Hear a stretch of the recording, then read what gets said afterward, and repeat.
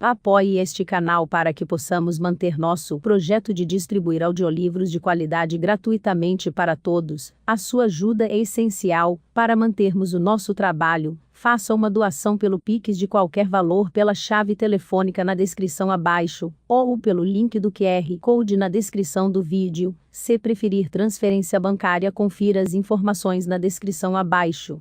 Muito obrigado. Revista Espírita. Jornal de Estudos Psicológicos. Publicado sob a direção de Allan Kardec. 1860. Abril. Boletim da Sociedade Parisiense de Estudos Espíritas. Sexta-feira, 24 de fevereiro de 1860. Sessão geral. Comunicações diversas. Primeiro, carta de Dieppe, confirmando em todos os pontos os fatos de manifestações espontâneas ocorridas na casa de um padeiro do vilarejo de Grandes Ventes, perto de Dieppe, e relatados pelo Vigie. Publicada em nosso número de março. Segundo, carta do Sr. M. de Theo de Ardèche, dando novas informações sobre fatos que se passaram no castelo de Fons, perto de Albenas. Terceiro, carta do barão Tcherkassov, com detalhes circunstanciados e autênticos sobre um fato, deveras extraordinário de manifestação espontânea por um espírito perturbador, ocorrido em meados deste século, com um fabricante de São Petersburgo. Publicada a seguir. Quarto, relato de um fato de aparição tangível, com todos os caracteres de um agênere, ocorrido em 15 de janeiro último, na comuna de Briques, perto de Valognes. O fato foi transmitido ao Sr. Ledoyen, por pessoa de seu conhecimento, e que verificou a sua exatidão. Publicada adiante. Quinto, leitura de uma tradição muçulmana sobre o profeta Esdras, extraída do Moniteur, de 15 de fevereiro de 1860, e que se baseia sobre um fato de faculdade mediúnica. Estudos. Primeiro, ditado espontâneo de Charlette, recebido pelo Sr. Didier Filho, dando continuidade ao trabalho começado.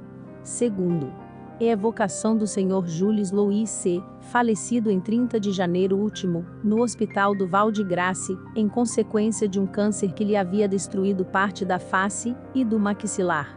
Esta evocação foi feita conforme o desejo de um de seus amigos, presente à sessão, e de uma pessoa da família. É instrutiva principalmente do ponto de vista da modificação das ideias após a morte, considerando-se que em vida, o Sr. C. professava abertamente o materialismo.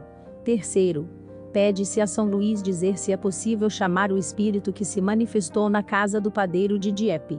Ele responde que não, por motivos que serão conhecidos mais tarde. Sexta-feira, 2 de março de 1860, sessão particular. Exame e discussão de várias questões administrativas. Estudo e apreciação de diversas comunicações espíritas, quer obtidas na sociedade, quer fora das sessões. Solicitado a dar um ditado espontâneo, São Luís escreve o que se segue, por intermédio da senhorita Wet. Eis-me aqui, meus amigos, pronto a vos dar meus conselhos, como tenho feito até hoje. Desconfiai dos espíritos maus, que poderiam insinuar-se entre vós, procurando semear a desunião. Infelizmente, os que querem tornar-se úteis a uma obra sempre encontram obstáculos. Aqui não se acha a pessoa generosa que os conhece, mas o encarregado de executar os desejos que ela manifesta. Não temais, triunfareis de todos os obstáculos pela paciência, uma atitude firme contra as vontades que querem se impor. Quanto às diversas comunicações que me atribuem, muitas vezes é outro espírito que toma meu nome.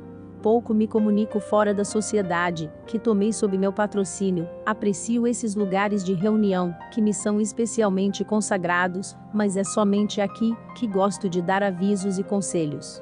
Assim, desconfiai dos espíritos que frequentemente se servem de meu nome. Que a paz e a união estejam entre vós. Em nome de Deus Todo-Poderoso, que criou o bem, eu vou-lo desejo. São Luís. Um membro faz esta observação. Como pode um espírito inferior usurpar o nome de um espírito superior, sem o consentimento deste último? Isto não pode ser senão com má intenção. Por que então os espíritos bons o permitem? Se não podem se opor, serão menos poderosos que os maus? A isso foi respondido: existe algo mais poderoso que os espíritos bons. Deus. Pode Deus permitir que os espíritos maus se manifestem para ajudá-los a se melhorarem e, além disso, para testarem a nossa paciência, a nossa fé, a nossa confiança, a nossa firmeza em resistir à tentação e, sobretudo, exercitar a nossa perspicácia em distinguir o verdadeiro do falso. Depende de nós afastá-los por nossa vontade, provando-lhes que não somos tão tolos quanto pensam. Se lograrem domínio sobre nós, não será senão por nossa fraqueza. São o orgulho, o ciúme e todas as más paixões dos homens que fazem sua força, dando-lhes domínio. Sabemos, por experiência, que sua obsessão cessa, quando veem que não conseguem fatigar-nos. Cabe, pois, a nós mostrar-lhes que perdem tempo. Se Deus nos quer experimentar, não está no poder de nenhum espírito opor-se aos seus desígnios. A obsessão dos espíritos enganadores ou malévolos não resulta, pois, nem de seu poder, nem da fraqueza dos bons, mas de uma vontade que é superior a todos. Quanto maior a luta, maior o nosso mérito, se sairmos vencedores. Sexta-feira, 9 de março de 1860, sessão particular. Leitura do projeto de modificações a ser introduzido no regulamento da sociedade. A respeito, o Sr. Allan Kardec apresenta as seguintes observações. Considerações sobre o objetivo e o caráter da sociedade. Senhores, algumas pessoas parecem equivocadas quanto ao verdadeiro objetivo e o caráter da sociedade. Permite-me relembrá-los em poucas palavras. O objetivo da sociedade está claramente definido em seu título e no preâmbulo do regimento atual. Esse objetivo é, essencialmente, e, pode-se dizer, com exclusividade, o estudo da ciência espírita. O que queremos, antes de tudo, não é nos convencer, pois já o estamos, mas instruir-nos e aprender o que não sabemos. Para tanto, queremos nos colocar nas mais favoráveis condições. Como esses estudos exigem calma e recolhimento, queremos evitar tudo quanto seja causa de perturbação. Tal é a consideração que deve prevalecer na apreciação das medidas que vamos adotar. Partindo deste princípio, a sociedade não se apresenta absolutamente como uma sociedade de propaganda. Sem dúvida, cada um de nós deseja a difusão das ideias, que julgamos justas e úteis, contribuindo no círculo de suas relações, e na medida de suas forças. Entretanto, será erro pensar que para isso, seja necessário estar reunidos em sociedade, e, mais falso ainda, crer que a sociedade seja a coluna sem a qual o espiritismo estaria em perigo. Estando regularmente constituída, nossa sociedade procede com mais ordem e método do que se marchasse ao acaso, mas, abstração disso, ela não é mais preponderante do que os milhares de sociedades livres ou reuniões particulares existentes na França e no estrangeiro. Ainda uma vez, o que ela quer é instruir-se, eis porque só admite em seu seio pessoas sérias e animadas do mesmo desejo, porque o antagonismo de princípios é uma causa de perturbação. Falo de um antagonismo sistemático sobre as bases fundamentais, porquanto não poderia ela, sem se contradizer, afastar a discussão sobre as questões de detalhe. Se adotou certos princípios gerais, não o fez por espírito de estreito exclusivismo. Ela tudo viu, tudo estudou, tudo comparou, e somente depois disso é que firmou uma opinião, baseada na experiência e no raciocínio. Só o futuro pode encarregar-se de lhe dar, ou não razão. Mas, enquanto espera, não procura nenhuma supremacia e somente, os que não a conhecem, podem supor-lhe a ridícula pretensão de absorver todos os partidários do espiritismo, ou de fazer-se passar como reguladora universal. Se ela não existisse, cada um de nós instruir-se-ia por seu lado, e, em vez de uma única reunião, talvez formássemos 10 ou 20. Eis toda a diferença. Não impomos nossas ideias a ninguém. Os que as adotam, é porque as consideram justas. Os que vêm a nós é, porque pensam aqui encontrar oportunidade de aprender, mas não se trata de uma filiação, pois não formamos, nem seita, nem partido. Reunimo-nos para estudar o espiritismo, como outros se reúnem para estudar a frenologia, a história ou outras ciências. E como nossas reuniões não se baseiam em nenhum interesse material, pouco nos importa se outras se formam ao nosso lado. Na verdade, seria atribuir-nos ideias bem mesquinhas, bem estreitas e bem pueris crer que as veríamos com olhos ciumentos. Os que pensassem em nos criar rivalidades mostrariam, por isso mesmo, quão pouco compreendem o verdadeiro espírito da doutrina. Só lamentamos uma coisa: que nos conheçam tão mal, a ponto de nos suporem acessíveis ao ignóbil sentimento do ciúme. Compreende-se que empresas mercenárias rivais, que podem prejudicar-se pela concorrência, se vejam com maus olhos. Mas se essas reuniões não tiverem em vista, como deveriam ter, senão um interesse puramente moral, e a elas não se misturarem nenhuma consideração mercantil, pergunto: em que poderiam ser prejudicadas pela multiplicidade? Dirão, sem dúvida, que se não existe interesse material, há o do amor próprio, o direito de destruir o crédito moral de seu vizinho. Mas talvez esse móvel fosse mais ignóbil ainda. Se é assim, que Deus não permita. Apenas lamentaremos os que forem movidos por semelhantes pensamentos. Queremos sobrepujar os vizinhos? Tratemos de fazer melhor que eles. Eis aí uma luta nobre e digna, desde que não seja ofuscada pela inveja e pelo ciúme. Eis, pois, senhores, um ponto essencial, que não deve ser perdido de vista. Não formamos uma seita, nenhuma sociedade de propaganda, nenhuma corporação com interesse comum. Se deixássemos de existir, o espiritismo não sofreria nenhum prejuízo, formando-se, de nossas ruínas, 20 outras sociedades. Portanto, os que buscassem destruir-nos com o objetivo de entravar o progresso das ideias espíritas, nada ganhariam com isso. É necessário saberem que as raízes do espiritismo não estão em nossa sociedade, mas no mundo inteiro. Existe algo mais poderoso que eles, mais influente que todas as sociedades. É a doutrina, que vai ao coração e à razão dos que a compreendem e, sobretudo, dos que a praticam. Esses princípios, senhores, indicam-nos o verdadeiro caráter do nosso regimento, que nada tem em comum com os estatutos de uma corporação. Nenhum contrato nos liga uns aos outros. Fora de nossas sessões, não temos outras obrigações recíprocas, que não sejam as de nos comportarmos como gente bem educada.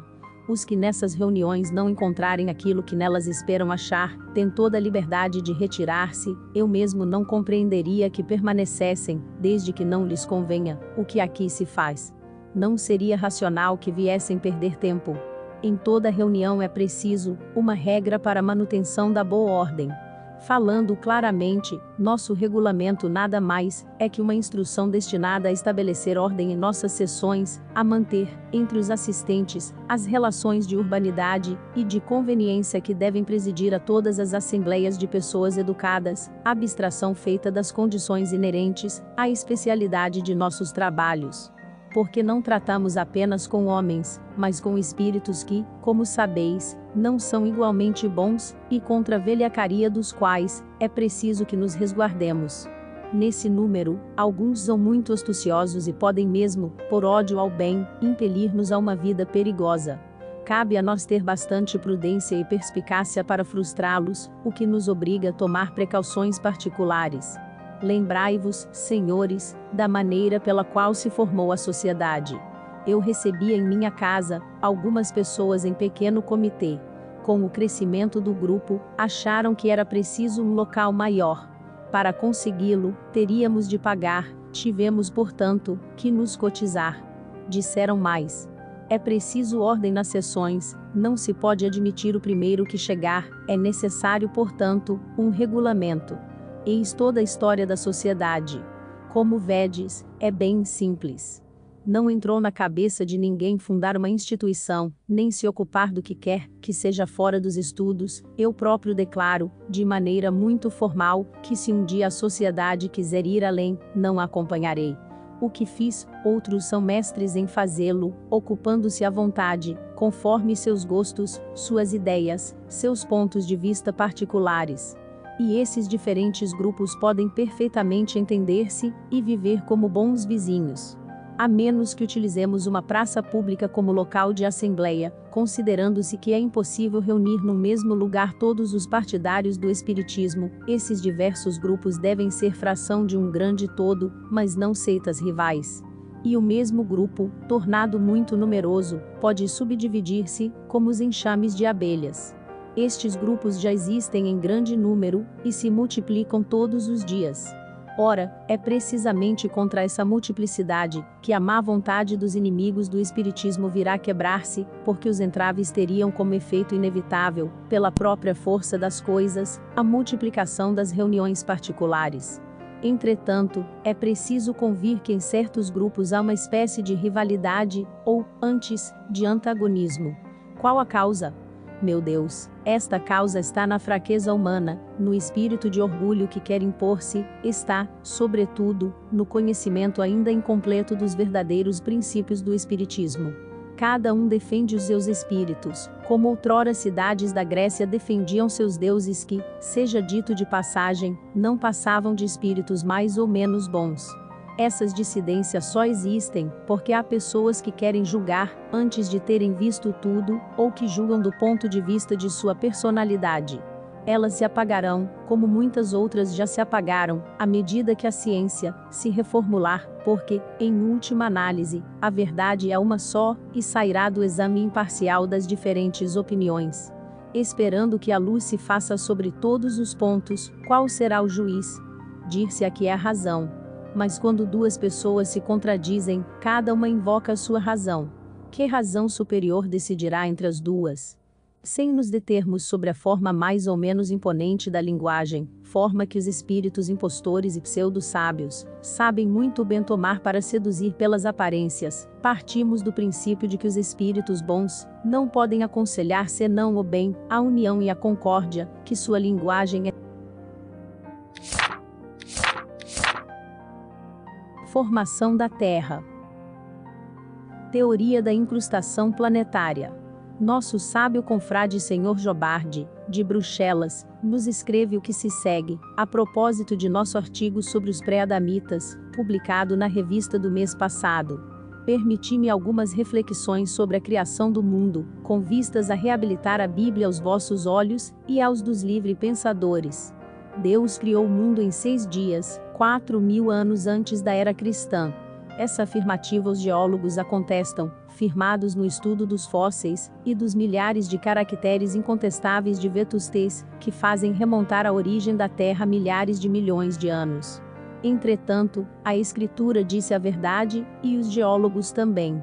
E foi um simples Campônio quem os pôs de acordo, ensinando que o nosso globo não é mais do que um planeta incrustativo, muito moderno, composto de materiais muito antigos.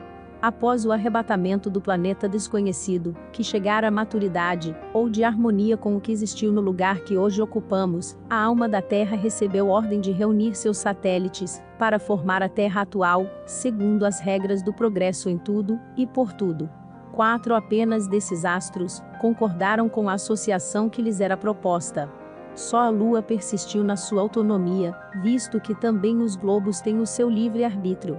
Para proceder a essa fusão, a alma da Terra dirigiu aos satélites um raio magnético atrativo, que pôs em estado cataléptico todo o mobiliário vegetal, animal e hominal que eles possuíam, e que trouxeram para a comunidade.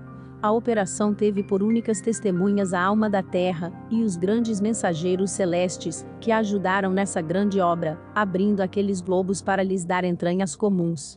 Praticada a soldadura, as águas se escoaram para os vazios que a ausência da Lua deixara, da qual se tinha o direito de esperar uma melhor apreciação de seus interesses. As atmosferas se confundiram e começou o despertar, ou a ressurreição dos germens que estavam em catalepsia. O homem foi o último a ser tirado do estado de hipnotismo, e se viu cercado da luxuriante vegetação do paraíso terrestre e dos animais, que pastavam em paz ao seu derredor. Havereis de convir que tudo isto se podia fazer em 6 dias, com obreiros tão poderosos como os que Deus encarregara da tarefa. O planeta Ásia trouxe a raça amarela, a de civilização mais antiga, o África a raça negra, o Europa a raça branca, e o América a raça vermelha. A Lua certamente nos teria trazido a raça verde ou azul. Assim, certos animais, de que apenas os despojos são encontrados, nunca teriam vivido na Terra atual, mas teriam sido transportados de outros mundos desmanchados pela velhice.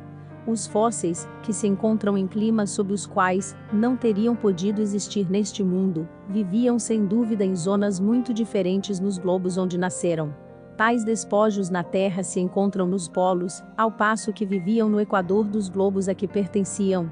E depois essas enormes massas, cuja possibilidade de existência não podemos conceber no ar, viviam no fundo dos mares, sob a pressão de um meio que lhes tornava fácil a locomoção. Os futuros levantamentos dos mares nos trarão outros despojos, muitos outros germens que despertarão de sua longa letargia para nos mostrar espécies desconhecidas de plantas, de animais e de autóctones, contemporâneos do dilúvio, e ficareis muito admirados ao descobrirdes, no meio do vasto oceano, novas ilhas, povoadas de plantas e animais, que não podem vir de nenhuma parte, nem transportadas pelos ventos, nem pelas ondas.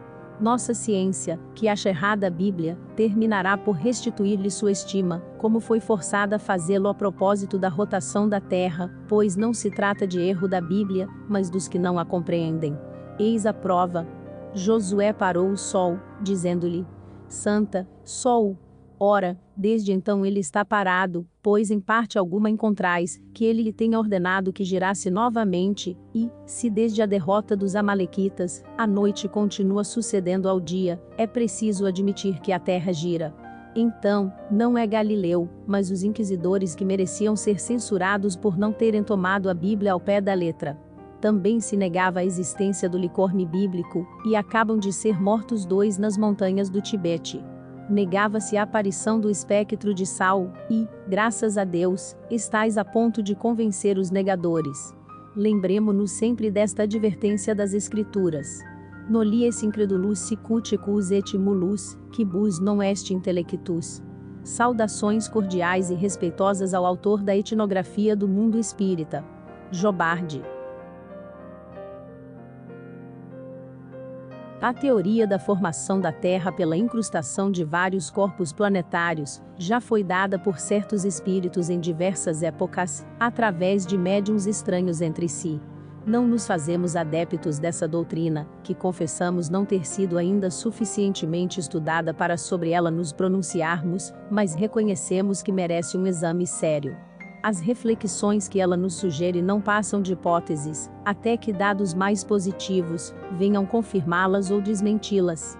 Enquanto esperamos, é uma baliza que pode abrir caminhos a grandes descobertas e guiar nas buscas.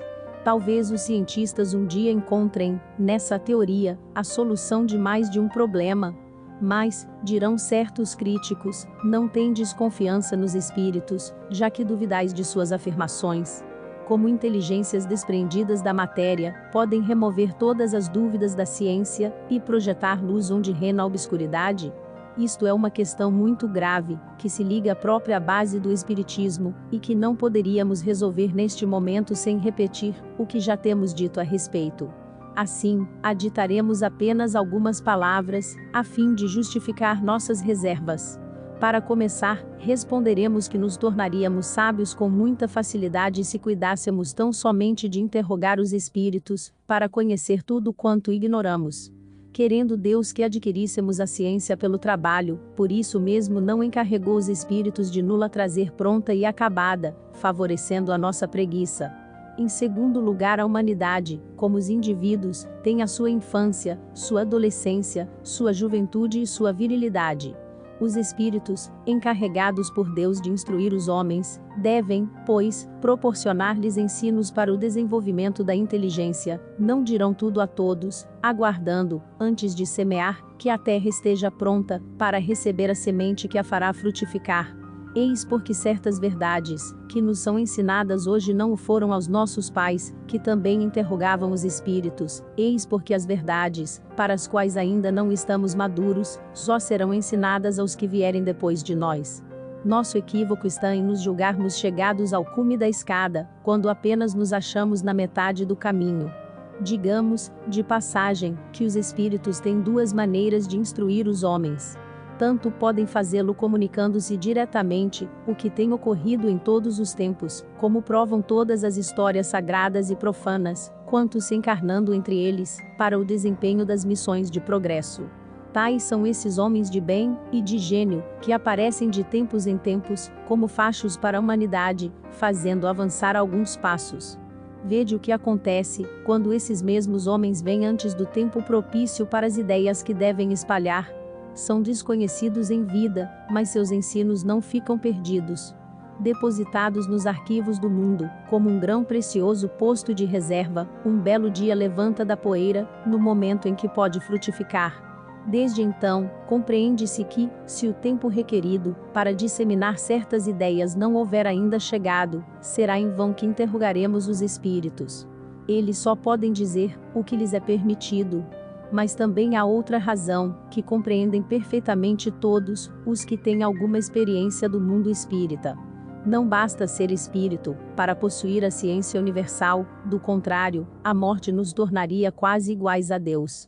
Aliás, o simples bom senso recusa-se a admitir que o espírito de um selvagem, de um ignorante, ou de um malvado, desde que desprendido da matéria, esteja no nível do sábio ou do homem de bem. Isto não seria racional. Há, pois, espíritos adiantados, e outros mais ou menos atrasados, que devem vencer diversas etapas, e passar por numerosas peneiras, antes de se despojarem de todas as suas imperfeições. Disso resulta que no mundo dos espíritos, são encontradas todas as variedades morais e intelectuais existentes entre os homens e outras mais. Ora, prova a experiência que os maus se comunicam tão bem quanto os bons.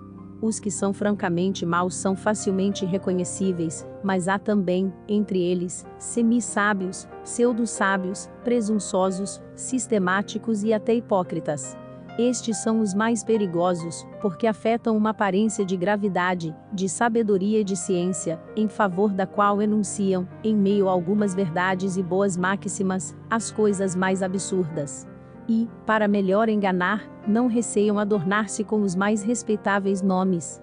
Separar o verdadeiro do falso, descobrir o embuste escondido numa exibição de palavras bonitas, desmascarar os impostores, eis, sem contradita, uma das maiores dificuldades da ciência espírita. Para superá-la, faz-se necessária uma longa experiência, conhecer todas as astúcias, de que são capazes, os espíritos de baixa classe, ter muita prudência, ver as coisas com o mais imperturbável sangue frio, e, sobretudo, guardar-se contra o entusiasmo que cega.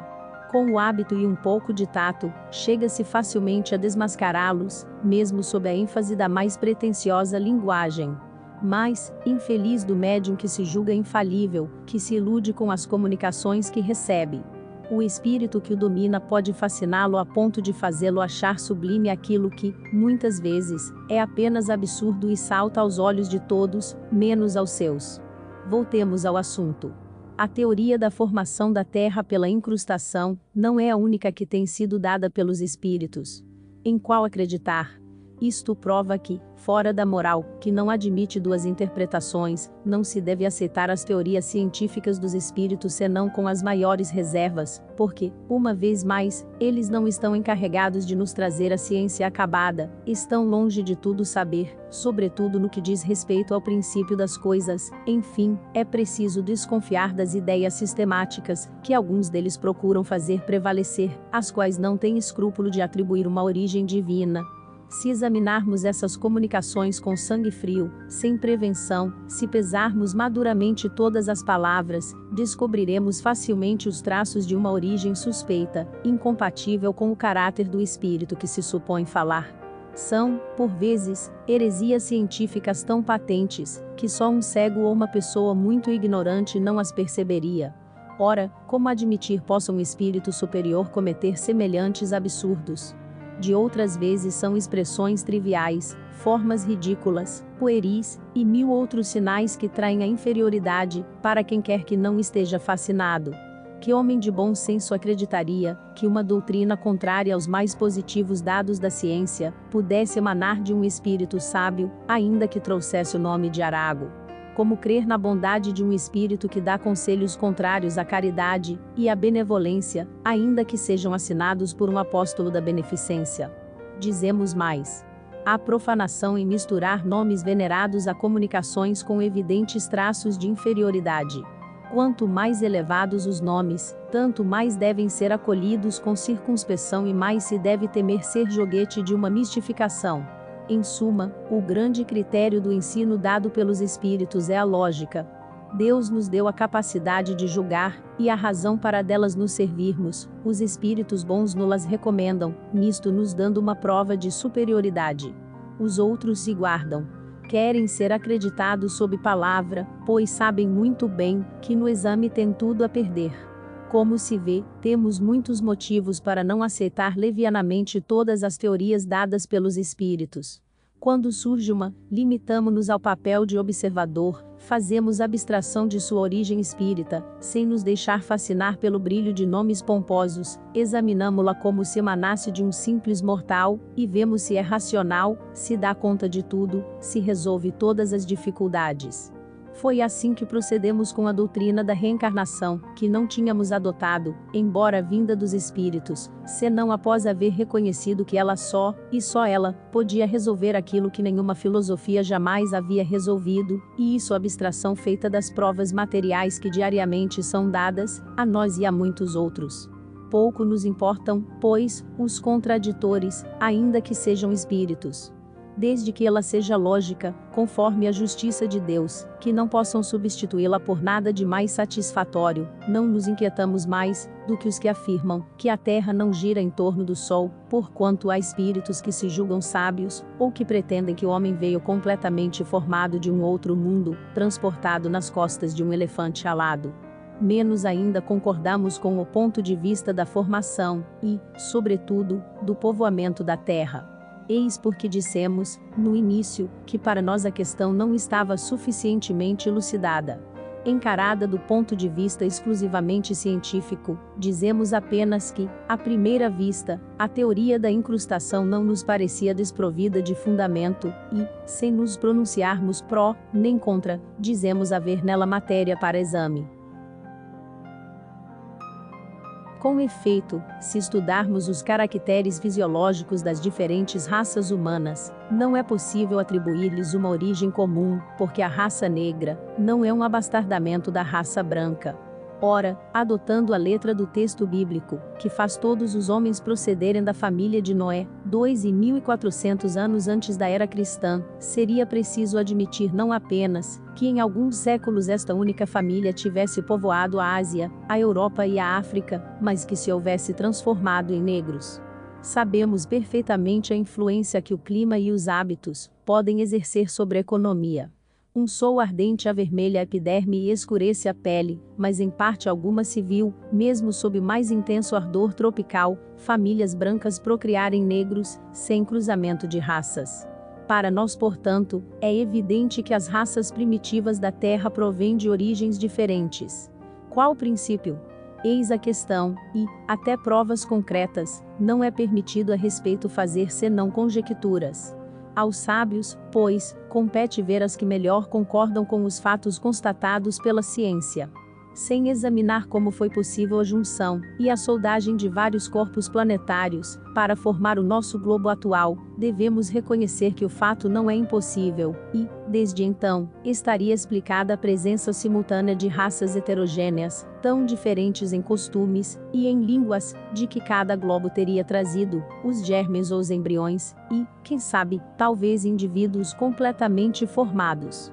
Nesta hipótese, a raça branca proviria de um mundo mais adiantado do que o que teria trazido a raça negra. Em todo caso, a junção não se teria operado sem um cataclismo geral, o que só teria deixado subsistir alguns indivíduos. Assim, conforme essa teoria, nosso globo seria, ao mesmo tempo, muito antigo por suas partes constituintes e muito novo por sua aglomeração. Como se vê, tal sistema em nada contradiz os períodos geológicos que, assim, remontariam a uma época indeterminada e anterior à junção. Seja como for, e seja o que disser o Sr. Jobardi, se as coisas se passaram assim, parece difícil que um tal acontecimento se tenha realizado, e, sobretudo, que o equilíbrio de semelhante caos tenha podido estabelecer-se em 6 dias de 24 horas. Os movimentos da matéria inerte estão submetidos a leis eternas, que não podem ser derrogadas senão por milagres. Resta-nos explicar o que se deve entender por alma da terra, porquanto não pode entrar na cabeça de ninguém atribuir uma vontade à matéria. Os espíritos sempre disseram que alguns entre eles têm atribuições especiais. Agentes e ministros de Deus dirigem, conforme o seu grau de elevação, os fatos de ordem física, bem como os de ordem moral. Assim como alguns velam pelos indivíduos, dos quais se constituem gênios familiares ou protetores, outros tomam sob seu patrocínio reuniões de indivíduos, grupos, cidades, povos e até mundos. Por alma da terra deve-se, pois, entender-se o espírito, chamado por sua missão a dirigi-la, e a fazê-la progredir, tendo sob suas ordens inumeráveis legiões de espíritos encarregados de velar pela realização de seus desígnios. O espírito diretor de um mundo deve ser, necessariamente, de uma ordem superior, e tanto mais elevado quanto mais adiantado for aquele mundo. Se insistimos sobre vários pontos, que poderiam parecer estranhos ao assunto, foi precisamente por se tratar de uma questão científica eminentemente controvertida. Importa que seja bem constatado, pelos que julgam as coisas sem as conhecer, que o Espiritismo está longe de tomar por artigo de fé tudo quanto vê do mundo invisível. Assim, como pretendem, ele não se apoia numa crença cega, mas na razão. Se nem todos os seus partidários guardam a mesma circunspeção, a culpa não é da ciência espírita, mas dos que não se dão ao trabalho de aprofundá-la. Ora, não seria mais lógico julgar o exagero de alguns, do que condenar a religião pela opinião dos fanáticos. Cartas do Dr. Moreri, sobre a senhorita Desiree Godu. Falamos sobre a notável faculdade da senhorita Desiree Godu, como médium curador, e poderíamos ter citado atestados autênticos, que temos sob os olhos. Mas eis um testemunho cujo alcance ninguém contestará. Não se trata de um desses certificados liberados um tanto levianamente, mas do resultado de observações sérias de um homem de saber, eminentemente competente para apreciar as coisas sob o duplo ponto de vista da ciência e do espiritismo. O Dr. Moreri nos envia as 2 cartas seguintes, cuja reprodução por certo nossos leitores agradecerão. Plessis Boudet, perto de Loudec Côtes do Nord. Sr. Allan Kardec, embora sobrecarregado de ocupações neste momento, como membro correspondente da Sociedade Parisiense de Estudos Espíritas, devo informar-vos de um acontecimento para mim inesperado, e que, sem dúvida, interessa a todos os nossos colegas. Nos últimos números de vossa revista elogiastes a senhorita Desiree Godu, de Hennebon. Dissestes que depois de ter sido médium vidente, audiente e escrevente, esta senhorita se havia tornado, desde alguns anos, médium curador. Foi nesta última qualidade, que ela se dirigiu a mim, reclamando meu concurso como doutor em medicina, para provar a eficácia de sua medicação, que poderíamos chamar espírita. A princípio pensei que as ameaças que lhe eram feitas, e os obstáculos interpostos à sua prática médica, sem diploma, fossem a única causa de sua determinação, mas ela me disse, que o espírito que a dirige há 6 anos havia aconselhado a medida como necessária, do ponto de vista da doutrina espírita. Seja como for, julguei ser de meu dever, e do interesse da humanidade aceitar sua generosa proposta, mas duvidava que ela realizasse. Sem a conhecer, nem jamais tê-la visto, tinha sabido que essa piedosa jovem não havia querido separar-se de sua família senão numa circunstância excepcional, para cumprir uma missão não menos importante, na idade de 17 anos. Fiquei, pois, agradavelmente surpreendido ao vê-la chegar em minha casa, conduzida por sua mãe, que deixou no dia seguinte com profunda mágoa, mas essa mágoa era temperada pela coragem da resignação. Há 10 dias a senhorita Godu está no seio de minha família, da qual constitui a alegria, malgrado sua enervante ocupação. Desde sua chegada, já constatei 75 casos de observações de doenças diversas, para a maioria das quais, os recursos da medicina haviam falhado. Temos amauroses, oftalmias graves, paralisias antigas e rebeldes a todo tratamento, escrofulosos, herpéticos, cataratas e cânceres avançados. Todos os casos são numerados, a natureza da moléstia por mim constatada, os curativos mencionados, e tudo é ordenado, como numa sala clínica destinada a observações. Ainda não há tempo suficiente para que eu me possa pronunciar de maneira peremptória sobre as curas operadas pela medicação da senhorita Godot.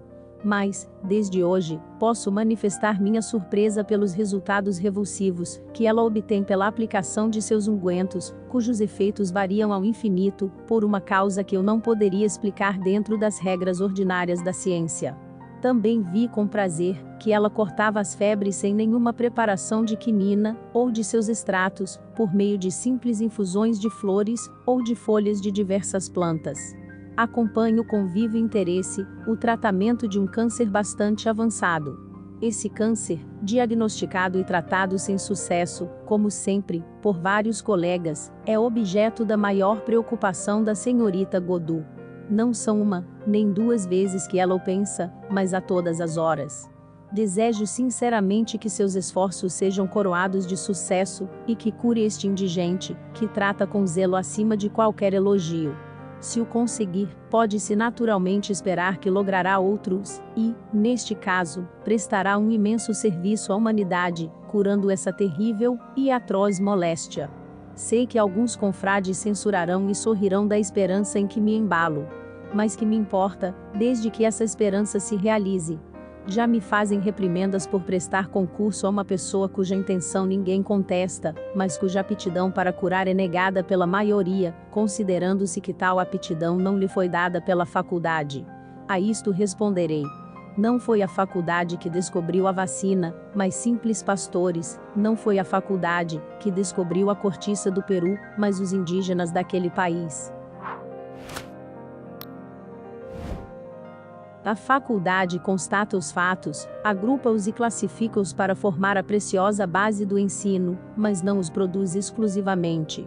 Alguns tolos, infelizmente há muitos por aqui, como em toda parte, se julgam espirituosos por qualificarem a senhorita Godot de feiticeira.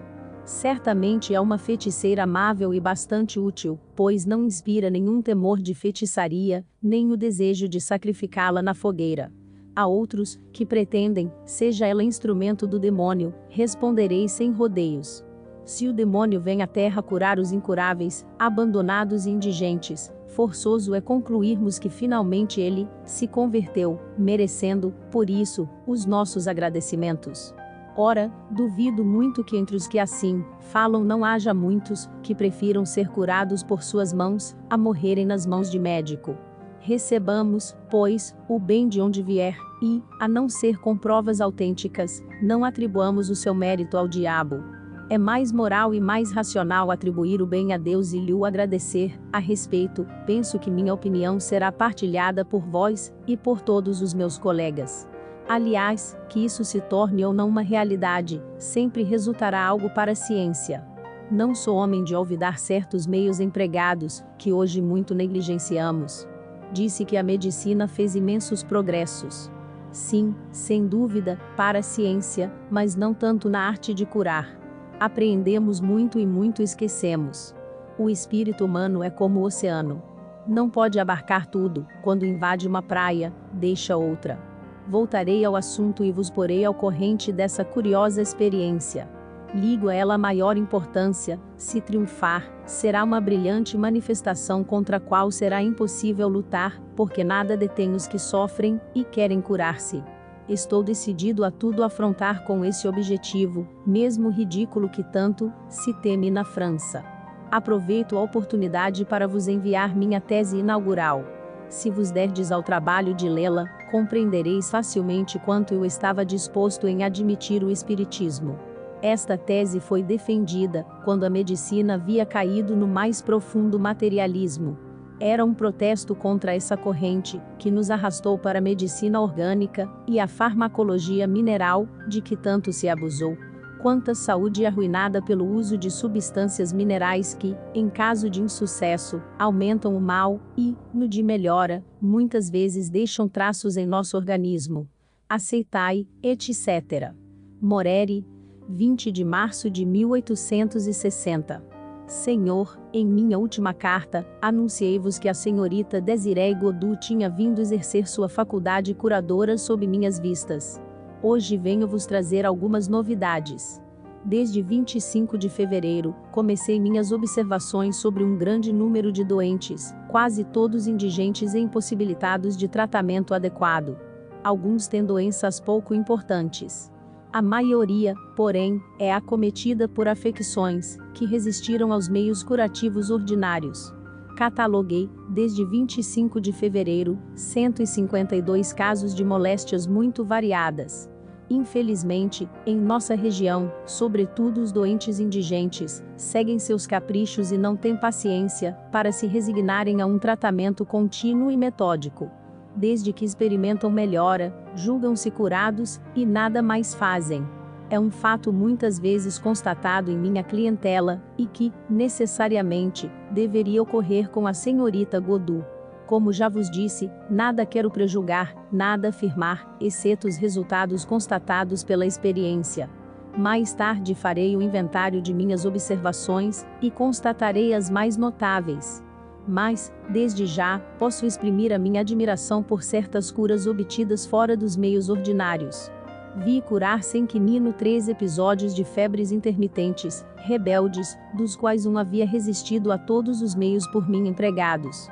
A senhorita Godu curou igualmente 3 panarícios e 2 inflamações subaponevróticas da mão, em poucos dias. Fiquei, deveras surpreendido.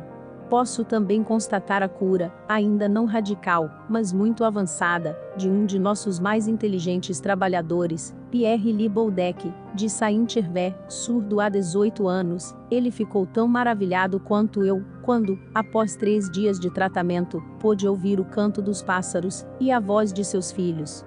Viu esta manhã, tudo leva a crer numa cura radical dentro em pouco. Minha atenção neste momento é um tal Bigote, operário em Saint-Caradec, acometido há 2 anos e meio por um câncer do lábio inferior. O câncer chegou ao último grau, o lábio inferior está parcialmente destruído, as gengivas, as glândulas sublinguais e submaxilares estão canceromatosas, o próprio osso maxilar inferior está afetado pela moléstia. Quando se apresentou em minha casa, seu estado era desesperador, suas dores eram atrozes, não dormia há 6 meses, qualquer operação era impraticável, pois o mal estava muito avançado, a cura me parecia impossível, e o declarei com toda franqueza à senhorita Godu, a fim de premuni-la contra uma derrota inevitável. Minha opinião não variou quanto ao prognóstico, não posso acreditar na cura de um câncer tão avançado.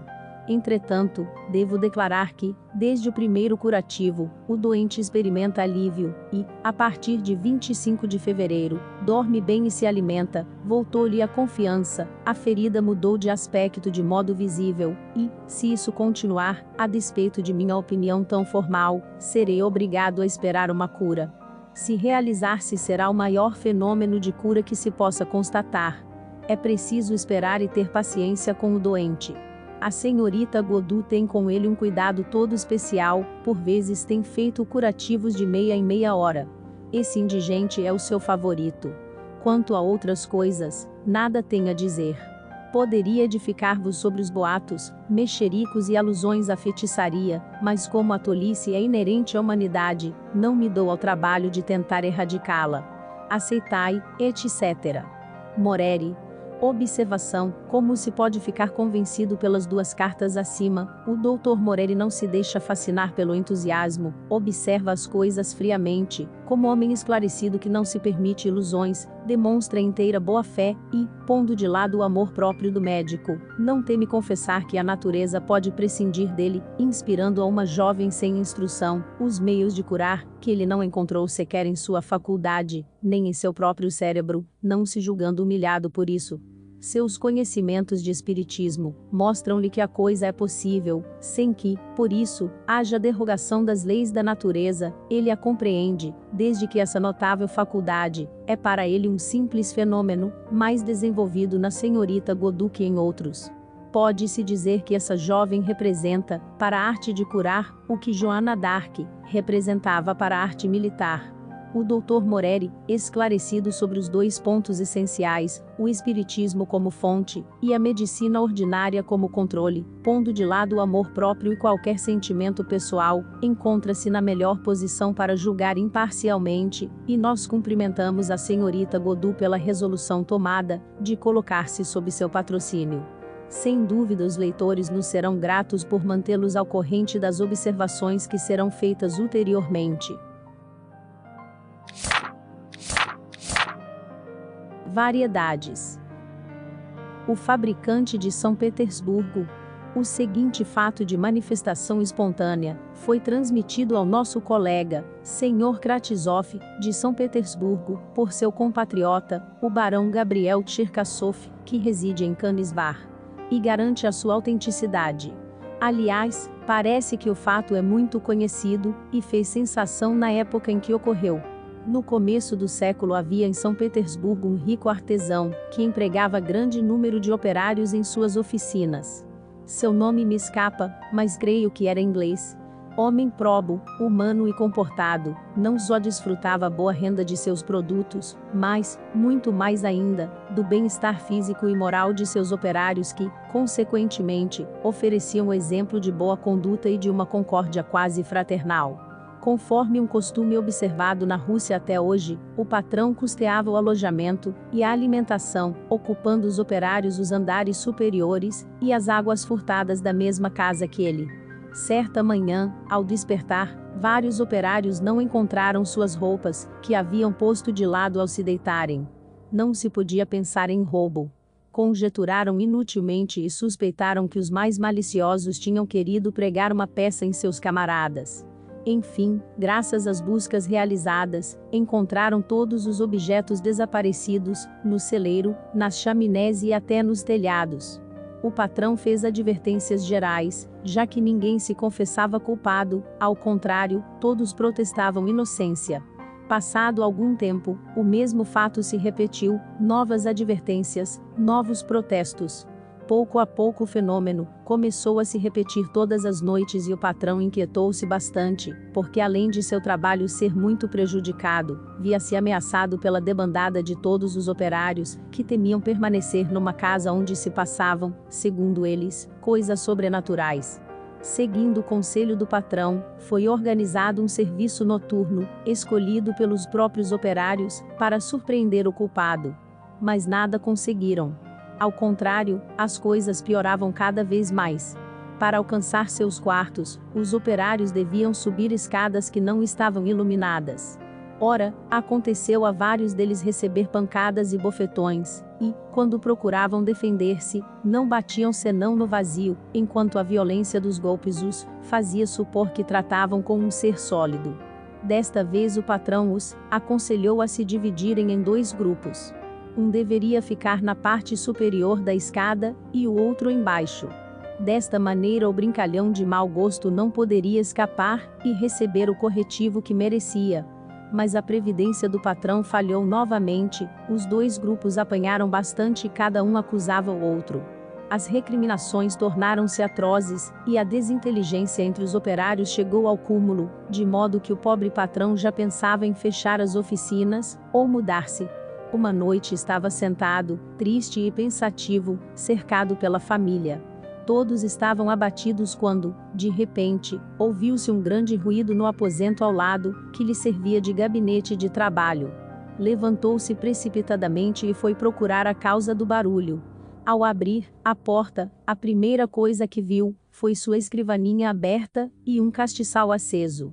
Ora, há poucos instantes ele havia fechado a escrivaninha e apagado a luz. Ao aproximar-se, distinguiu sobre a mesa um tinteiro de vidro e uma pena que não lhe pertenciam, além de uma folha de papel, sobre a qual estavam escritas estas palavras, que não tinham tido tempo de secar. Manda demolir a parede em tal lugar, era acima da escada. Aí encontrarás ossadas humanas, que mandarás sepultar em terra santa. O patrão tomou o papel e correu a informar a polícia. No dia seguinte começaram a procurar de onde provinham o tinteiro e a pena. Mostrando-os aos moradores da mesma casa, chegaram até um negociante de gêneros alimentícios, que tinha sua quitanda no rés do chão, e que reconheceu um e outra como seus. Interrogado sobre a pessoa, a quem os havia dado, respondeu: ontem à noite, já tendo fechado a porta da loja, ouvi uma leve batida no postigo da janela, abri e um homem, cujos traços não me foi possível distinguir, disse-me: peço-te que me des um tinteiro e uma pena, eu tu-os pagarei. Tendo-lhe passado os 2 objetos, ele me atirou uma grande moeda de cobre, que ouvi cair no assoalho, mas não pude encontrar. Demoliram a parede no lugar indicado, e aí encontraram ossadas humanas, que foram enterradas, voltando tudo ao normal. Jamais se soube a quem pertenciam aqueles ossos. Fatos desta natureza devem ter ocorrido em todas as épocas, e vê-se que não são provocados absolutamente pelos conhecimentos espíritas. Compreende-se que, em séculos recuados, ou entre povos ignorantes, tenham dado lugar a todo tipo de conjecturas supersticiosas. Aparição tangível. No dia 14 de janeiro último, o senhor Leconte, cultivador na comuna de Briques, distrito de Valognes, foi visitado por um indivíduo que se dizia um de seus antigos camaradas, com o qual havia trabalhado no porto de Cherbourg, e cuja morte remonta a 2 anos e meio.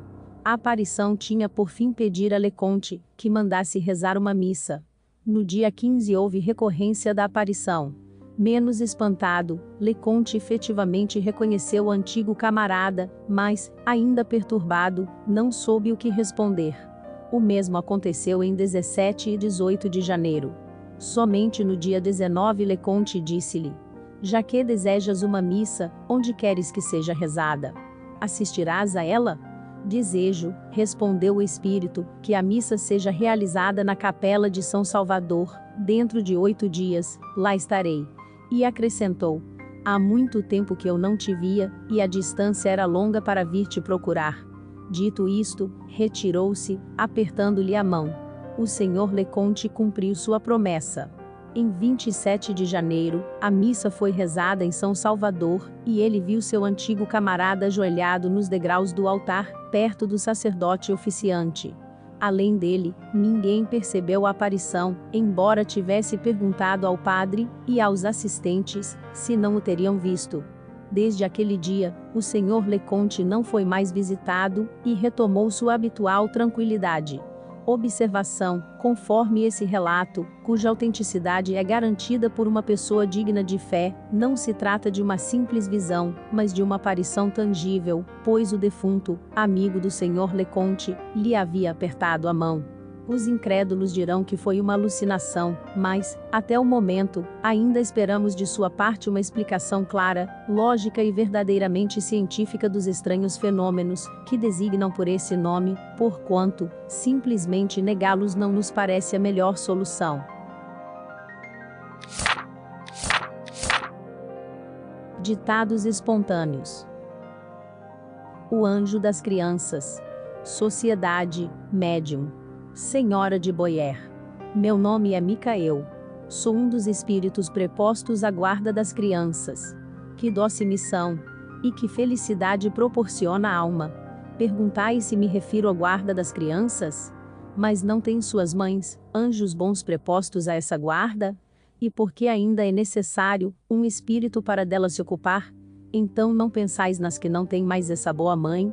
Infelizmente não as há, e muitas. E não terá a própria mãe necessidade de ajuda algumas vezes? Quem a desperta em meio ao seu primeiro sono? Quem a faz pressentir o perigo? Quem cogita em aliviá-la, quando o mal é grave?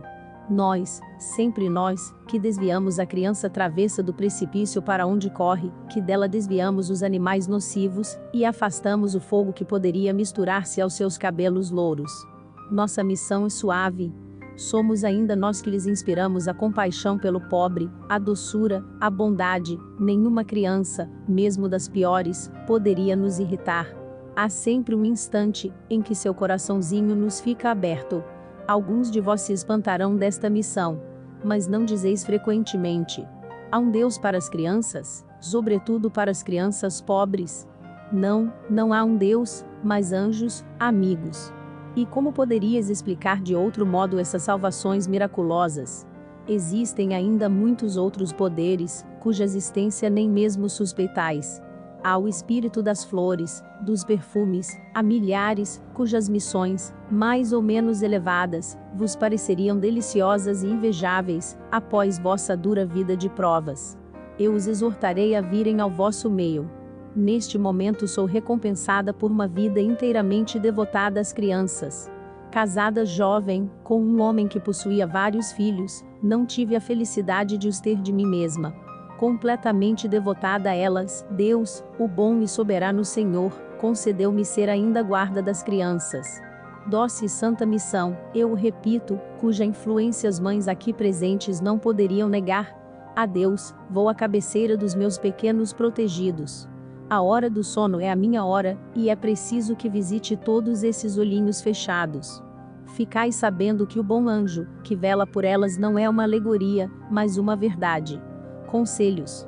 Sociedade, 25 de novembro de 1859, Médium. Senhor Rose. Outrora vos teriam crucificado, queimado, torturado. A forca foi derrubada, a fogueira, extinta, os instrumentos de tortura, destruídos, a arma terrível do ridículo, tão poderosa contra a mentira, atenuar-se-á acento agudo ante a verdade, seus inimigos mais temíveis, foram encerrados num círculo intransponível. Com efeito, negar a realidade de nossas manifestações seria negar a revelação, que é a base de todas as religiões, atribuí-las ao demônio, pretender que o espírito do mal venha confirmar e desenvolver o evangelho, exortar-vos ao bem e à prática de todas as virtudes, é simplesmente e felizmente provar que ele não existe. Todo o reino dividido contra si mesmo perecerá. Restam os espíritos maus. Jamais uma árvore boa produzirá maus frutos, jamais uma árvore má produzirá bons frutos. Nada de melhor tendes a fazer senão responder-lhes, o que respondia o Cristo aos seus perseguidores, quando formularam contra ele as mesmas acusações, e, como ele, rogar a Deus que os perdoe, pois não sabem o que fazem. O Espírito de Verdade. Outra, ditada ao Senhor Rose e lida na sociedade. A França conduz o estandarte do progresso, e deve guiar as outras nações. Assim o provam os acontecimentos passados e contemporâneos. Fostes escolhidos para serdes o espelho que deve receber e refletir a luz divina, que deve iluminar a terra, até então mergulhada nas trevas da ignorância e da mentira. Mas se não estiverdes animados pelo amor do próximo, e por um desinteresse sem limites, se o desejo de conhecer e propagar a verdade, cujas vias deveis abrir à posteridade, não for único móvel a guiar os vossos trabalhos, se o mais leve pensamento íntimo de orgulho, egoísmo e interesse material achar lugar em vossos corações, não nos erguiremos de vós senão como o artífice, que provisoriamente emprega uma ferramenta defeituosa, viremos a vós até que tenhamos encontrado ou provocado um centro mais rico do que vós em virtudes, mais simpático à falange de espíritos, que Deus enviou para revelar a verdade aos homens de boa vontade. Pensai nisto seriamente, descei aos vossos corações, sondai-lhes os mais íntimos refolhos e expulsai com energia as más paixões que nos afastam. A não ser assim, retirai-vos, antes de comprometerdes os trabalhos de vossos irmãos pela vossa presença, ou a dos espíritos que traríeis convosco. O Espírito de Verdade. A ostentação. Sociedade, 16 de dezembro de 1860, Médium. Senhorita Wet. Numa bela tarde de primavera, um homem rico e generoso estava sentado em seu salão, sorvia, feliz, o perfume das flores de seu jardim. Enumerava, complacente, todas as boas obras que tinha praticado durante o ano. A essa lembrança não pôde deixar de lançar um olhar quase desprezível sobre a casa de um de seus vizinhos, que não pudera dar senão módica moeda para a construção da igreja paroquial. De minha parte, disse ele, dei mais de 1000 escudos para essa obra pia, deitei negligentemente uma cédula de 500 francos na bolsa, que me estendi àquela jovem duquesa, em favor dos pobres, dei muito para as festas de beneficência, para toda sorte de loterias e creio, que Deus me será grato por tanto o bem que fiz. Ah, e ia esquecendo uma pequena esmola, que dei há pouco tempo a uma infeliz viúva, responsável por numerosa família, e que ainda cria um órfão. mas o que lhe dei é tão pouco que, por certo, não será por isso que o céu se me abrirá. Tu te enganas, respondeu de repente uma voz que lhe fez voltar a cabeça. É a única que Deus aceita, e eis a prova. No mesmo instante uma mão apagou o papel em que ele havia escrito todas as suas boas obras, deixando apenas a última, ela o levou ao céu. Não é, pois, a esmola dada com ostentação que é a melhor, mas a que é dada com toda a humildade do coração. Joinville, Anne de Lois. Amor e Liberdade. Sociedade, 27 de janeiro de 1860, Médium. Senhor Rose. Deus é amor e liberdade. É pelo amor e pela liberdade que o espírito se aproxima dele. Pelo amor desenvolve, em cada existência, novas relações que o aproximam da unidade, pela liberdade escolhe o bem que o aproxima de Deus. Sede ardorosos na propagação da nova fé, que o santo ardor, que vos anima jamais vos leve a atentar contra a liberdade alheia. Evitai, por meio de uma insistência muito grande junto, a incredulidade orgulhosa e temível, de exasperar uma existência meio vencida e prestes a render-se. O reino da violência e da opressão acabou, o da razão, da liberdade e do amor fraterno está começando. Não é mais pelo medo e pela força que os poderosos da terra adquirirão, doravante, o direito de dirigir os interesses morais, espirituais e físicos dos povos, mas pelo amor e pela liberdade. Abelardo. A imortalidade. Sociedade, 3 de fevereiro de 1860, Médium. Senhorita Wet. Como pode um homem inteligente, não crer na imortalidade da alma e, consequentemente, numa vida futura, que não é outra senão a do Espiritismo? Em que se tornariam esse amor imenso, que a mãe devota ao filho, esses cuidados com que o cerca na infância, essa atitude esclarecida que o pai dedica à educação desse ser bem amado? Tudo isso seria então aniquilado no momento da morte ou da separação. Seríamos, assim, semelhantes aos animais, cujo instinto é admirável, sem dúvida, mas que não cuidam de sua progenie com ternura senão até o momento em que ela cessa de ter necessidade dos cuidados maternos. Chegado esse momento, os pais abandonam os filhos e tudo está acabado. O corpo está criado, a alma não existe. Mas o homem não teria uma alma, e uma alma imortal? E o gênio sublime, que só se pode comparar a Deus, tanto dele emana, esse gênio que gera prodígios, que cria obras-primas, seria aniquilado pela morte do homem. Profanação. Não se pode aniquilar assim as coisas que vêm de Deus. Um Rafael, um Newton, um Miguel Ângelo e tantos outros gênios sublimes, abarcam ainda o universo em seu espírito, embora seus corpos não mais existam. Não vos enganeis, eles vivem e viverão eternamente. Quanto a se comunicarem convosco, é menos fácil de admitir pela generalidade dos homens. Somente pelo estudo e pela observação eles podem adquirir a certeza de que isso é possível. Fenelon. Parábola. Sociedade, 9 de dezembro de 1859, Médium. Senhor Rose. Em sua última travessia, um velho navio foi assaltado por terrível tempestade. Além de grande número de passageiros, transportava uma porção de mercadorias estrangeiras ao seu destino, acumuladas pela avareza e cupidez de seus donos. O perigo era iminente, reinava a maior desordem a bordo, os chefes se recusavam a lançar a carga no mar, suas ordens eram ignoradas, tinham perdido a confiança da tripulação e dos passageiros. Era preciso pensar em abandonar o navio. Puseram 3 embarcações no mar. Na primeira, a maior, precipitaram-se, aturdidos, os mais impacientes e os mais inexperientes, que se apressaram a remar na direção da luz que avistaram ao longe, na costa. Caíram nas mãos de um bando de corsários, que os despojaram dos objetos preciosos, que haviam recolhido às pressas, maltratando-os sem piedade. Os segundos, mais espertos, souberam distinguir um farol libertador em meio às luzes enganadoras que alumiavam o horizonte e, confiantes, abandonaram o barco ao capricho das ondas, foram arrebentar nos arrecifes, ao pé do próprio farol, do qual não haviam tirado os olhos. Foram tanto mais sensíveis à sua ruína e à perda de seus bens quanto haviam entrevisto a salvação. Os terceiros, pouco numerosos, mas sábios e prudentes, guiavam com cuidado o frágil barco em meio aos obstáculos, salvaram corpos e bens, sem outro mal além da fadiga da viagem.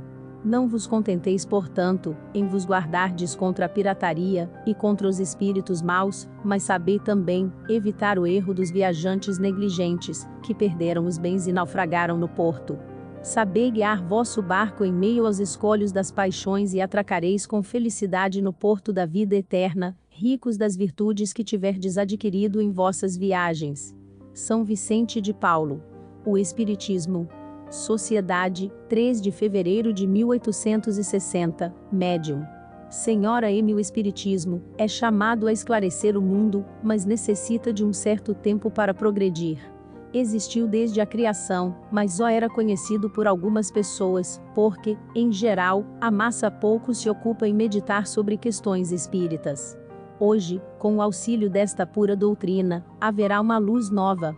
Deus, que não quer deixar a criatura na ignorância, permite que os espíritos mais elevados venham em nosso auxílio, para contrabalançar a ação do espírito das trevas, que tende a envolver o mundo. O orgulho humano obscurece a razão, e a faz cometer muitas faltas na terra. São necessários espíritos simples e dóceis, para comunicarem a luz, e atenuarem todos os nossos males.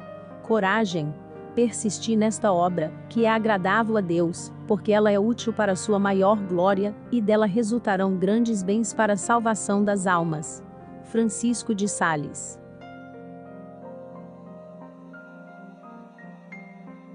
Filosofia. Sociedade, 3 de fevereiro de 1860, Médium. Senhor Colim. Escrevei isto. O homem. Que é ele? De onde veio? Para onde vai? Deus? A natureza? A criação? O mundo? Sua eternidade no passado, no futuro? Limite da natureza, relações do ser infinito com o ser particular? Passagem do infinito ao finito? Perguntas que devia fazer o homem, criança ainda, quando viu pela primeira vez, com sua razão, acima da cabeça, a marcha misteriosa dos astros, sob seus pés a terra, alternativamente revestida com roupas de festa, sob o hálito tépido da primavera, ou coberta de um manto de luto, debaixo do sopro gelado do inverno, quando ele próprio se viu, pensando e sentindo, ser lançado por um instante nesse imenso turbilhão vital entre o ontem, dia de seu nascimento, e o amanhã, dia de sua morte. Perguntas que foram propostas a todos os povos, em todas as idades, e em todas as suas escolas, e que, no entanto, não permaneceram menos enigmáticas para as gerações seguintes. Contudo, questões dignas de cativar o espírito investigador do vosso século, e o gênio do vosso país.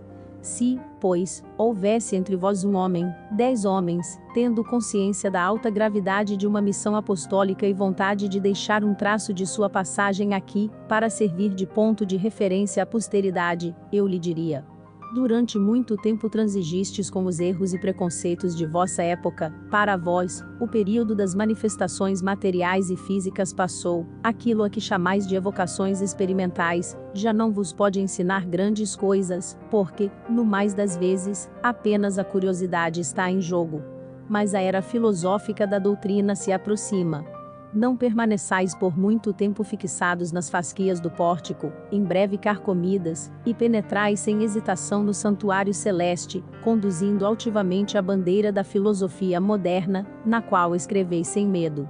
Misticismo, racionalismo. Fazei ecletismo no ecletismo moderno, fazei-o como os antigos, apoiando-vos na tradição histórica, mística e legendária, mas sempre cuidando de não sair da revelação, facho que a todos nos faltou, recorrendo às luzes dos espíritos superiores, votados missionariamente à marcha do espírito humano. Por mais elevados que sejam, esses espíritos não sabem tudo, só Deus o sabe. Além disso, de tudo quanto sabem, nem tudo podem revelar. Com efeito, em que se tornaria o livre-arbítrio do homem, sua responsabilidade, o mérito e o demérito? E, como sanção, o castigo e a recompensa? Entretanto, posso balizar o caminho que vos mostramos, com alguns princípios fundamentais. Escutai, pois, isto.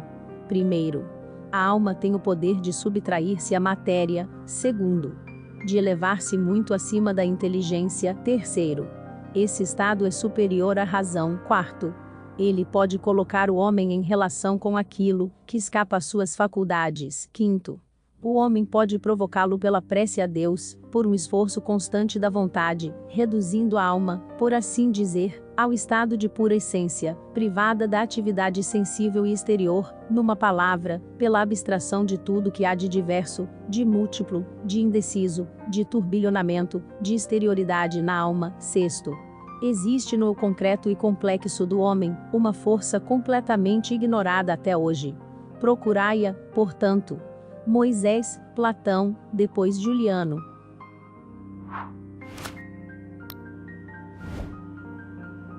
Comunicações lidas na sociedade. Pelo Sr. Peschel.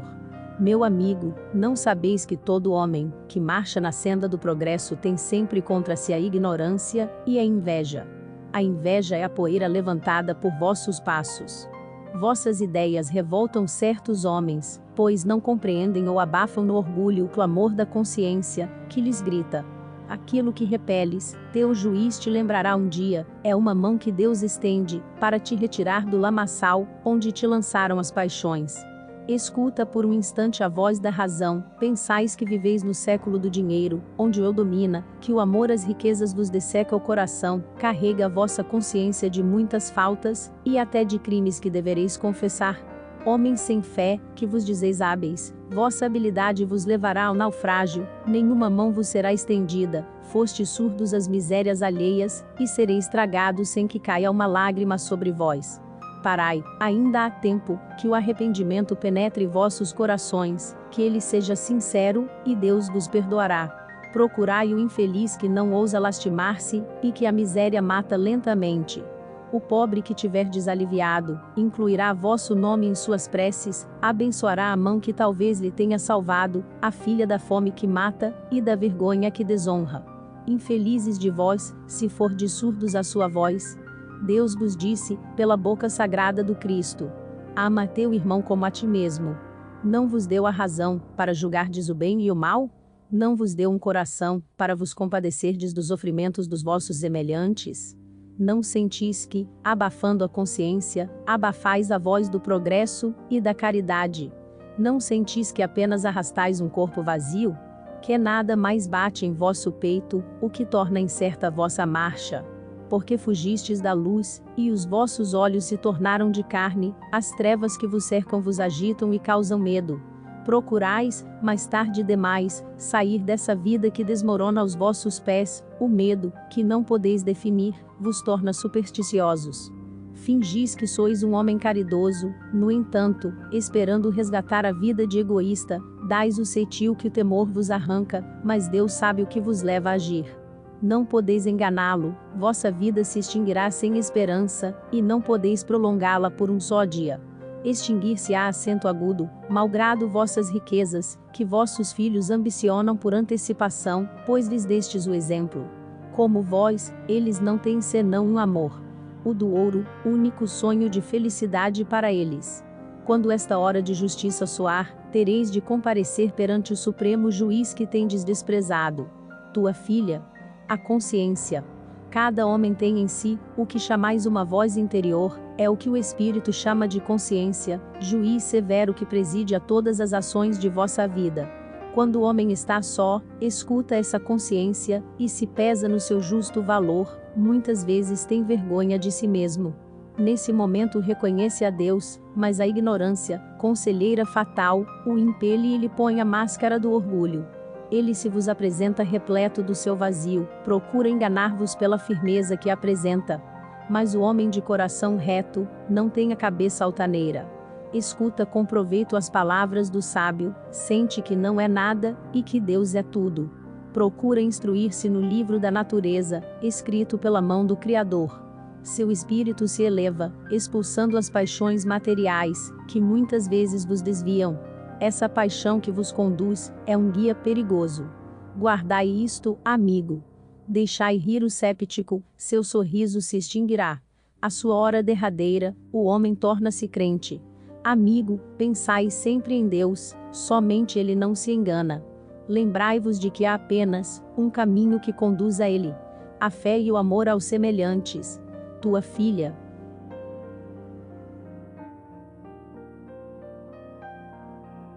A morada dos eleitos. Pela Senhora Désio. Teu pensamento ainda está absorvido pelas coisas da terra. Se queres nos escutar, é preciso esquecê-las. Tentemos conversar do alto, que teu espírito se eleve para essas regiões. Morada dos eleitos do Senhor, vê esses mundos, que esperam todos os mortais, cujos lugares estão marcados conforme o mérito que tiverem. Quanta felicidade para aquele que se compraz nas coisas santas, nos grandes ensinamentos dados em nome de Deus. Ó homens! Como sois pequenos, comparados aos espíritos desprendidos da matéria, que planam nos espaços ocupados pela glória do Senhor. Felizes os que forem chamados a habitar os mundos onde a matéria não é mais que um nome, onde tudo é etéreo e translúcido, onde os passos não mais se escutam. A música celeste é o único brilho que chega aos sentidos, tão perfeitos que captam os menores sons, desde que estes se chamem harmonia. Que leveza, a de todos os seres amados por Deus! Como percorrem, deliciados, esses sítios encantados, transformados em asilos. Ali não há mais discórdias, nem ciúme, nem ódio. O amor tornou-se o laço destinado a unir entre si todos os seres criados, e esse amor, que enche seus corações, só tem por limite o próprio Deus, que é o fim, e no qual se resumem a fé, o amor e a caridade. Outra, pelo mesmo. Um amigo. Teu esquecimento me afligia. Não me deixes mais por tanto tempo sem me chamares. Sinto-me disposto a conversar contigo, e a te dar conselhos. Guarda-te de acreditar em tudo quanto outros espíritos poderiam dizer-te, talvez eles te arrastem por um mau caminho. Antes de tudo, sede prudente, a fim de que Deus não tire a missão que te encarregou de realizar, a saber, ajudar a levar ao conhecimento dos homens a revelação da existência dos espíritos ao redor deles. Nem todos se acham em condições de apreciar e compreender o elevado alcance das coisas, cujo conhecimento Deus ainda não permite senão aos eleitos.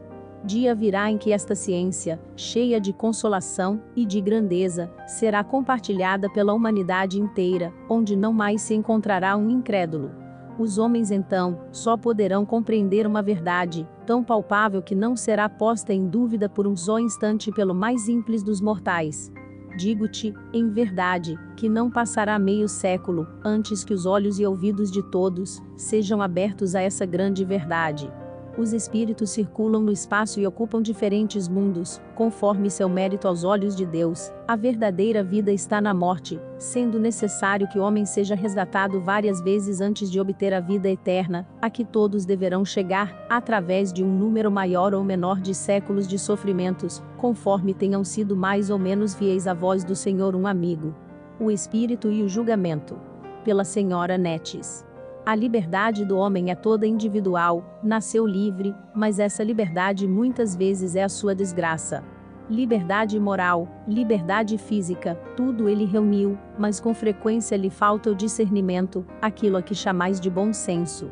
Se um homem tiver muito espírito, e lhe faltar esta última qualidade, é absolutamente como se nada tivesse, pois o que faria de seu espírito, se não pudesse governá-lo, se não tivesse a inteligência necessária para saber, se conduzir, se acreditasse marchar no bom caminho, quando está no lodaçal, se pensasse ter sempre razão, quando muitas vezes está errado. O discernimento pode tomar o lugar do espírito, mas este jamais substituirá aquele. É uma qualidade necessária, e, quando não a temos, precisamos envidar todos os esforços para adquiri-la. Um espírito familiar. O incrédulo. Pela Senhora, vossa doutrina é bela e santa, sua primeira baliza está plantada, e solidamente plantada. Agora não tendes senão que marchar. O caminho que vos é aberto é grande e majestoso. Bem-aventurado o que chegar ao porto. Quanto mais prosélitos houver feito, tanto mais lhe será contado.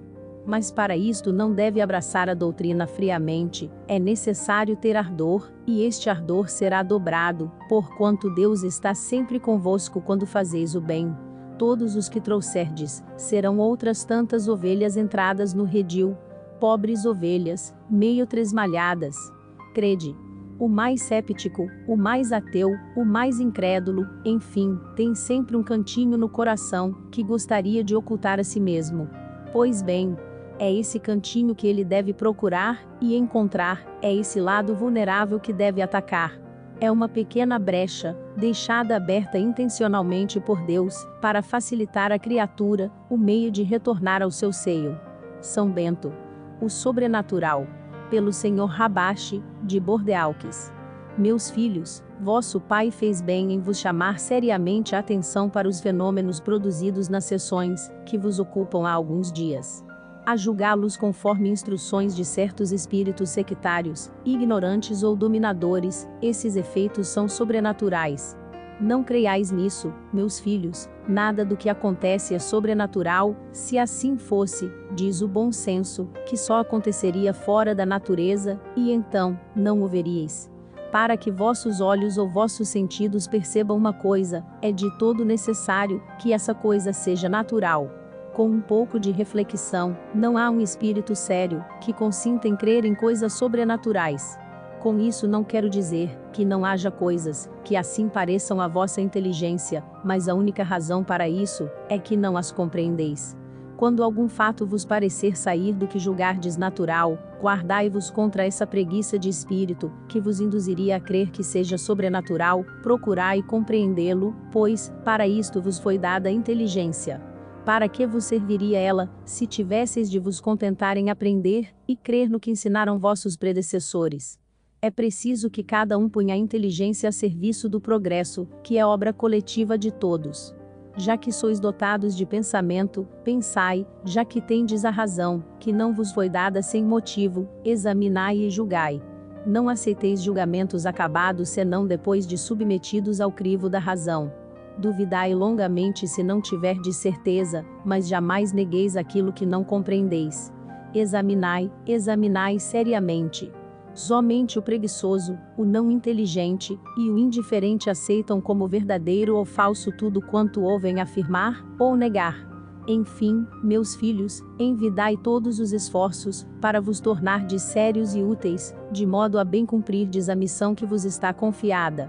Nunca é demasiado cedo, para vos ocupardes do bem e do que é bom.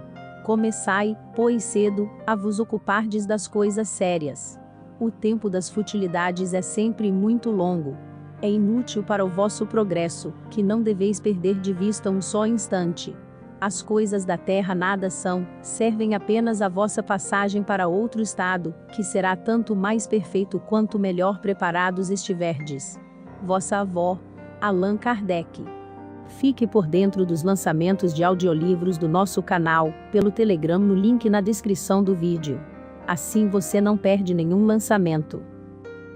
Apoie este canal para que possamos manter nosso projeto de distribuir audiolivros de qualidade gratuitamente para todos. A sua ajuda é essencial para mantermos o nosso trabalho. Faça uma doação pelo Pix de qualquer valor pela chave telefônica na descrição abaixo, ou pelo link do QR Code na descrição do vídeo. Se preferir transferência bancária, confira as informações na descrição abaixo. Muito obrigado.